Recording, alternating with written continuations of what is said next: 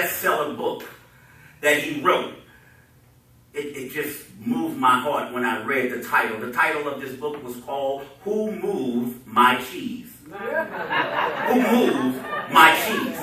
This young man wrote this book because he was dealing with people who were so stubborn for change.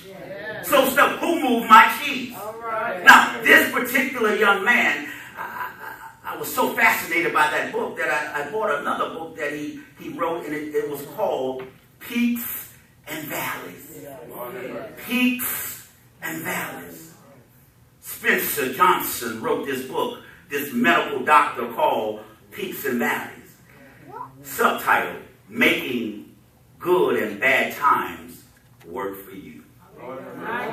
Making good and bad times work for you. When you're on that seesaw, he's sharing how you make good and bad times work for you. Don't miss this.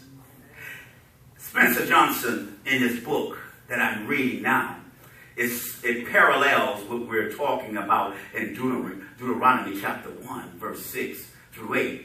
Matter of fact, the entire chapter. And I want you to see how we're going to seesaw back and forth through Deuteronomy and also peaks. Somebody say peaks. Peaks. And valleys. And valleys. Peaks and valleys. In this book called Peaks and Valleys, my young brother has a story that he tells of a young man. This young man lived in a valley. Now, this young man in this valley, in the book says that he lived in the valley, he worked in the valley, he loved in the valley, he did everything in the valley. All he knew was the valley. His mother was in the valley. His daddy was in the valley. His brother was in the valley. Everybody lived in the valley. Someone, they just lived in the valley. And so he had a valley mentality. All he knew was valley. Somebody say valley. So all he knew was valley. And then the book says that in this valley where he was, there were times that he looked up and he saw mountains. He saw the peaks of mountains. And he often wondered, how would it be to live on the mountain? Because I've been living in the ghetto.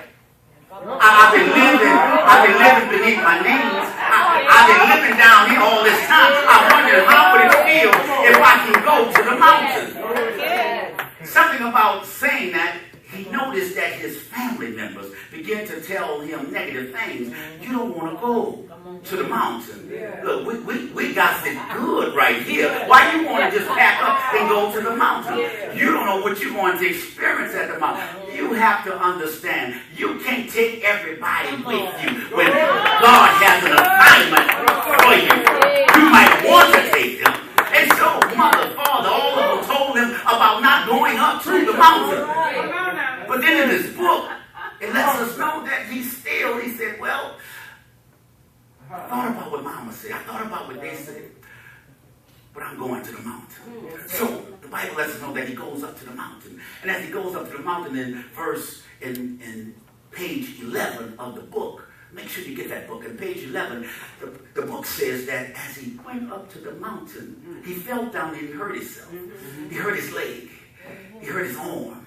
He was bruised. He was battered. But he kept going.